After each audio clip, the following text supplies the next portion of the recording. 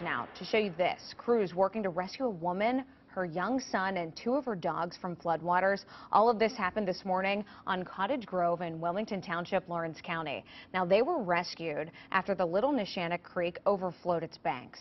Stephanie Leslie tells us she hasn't lived in that home very long at all. This was her first time dealing with this type of flooding.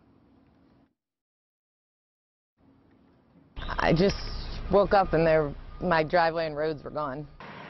Thankfully, Stephanie and her sons and those 2 dogs are all doing well this noon.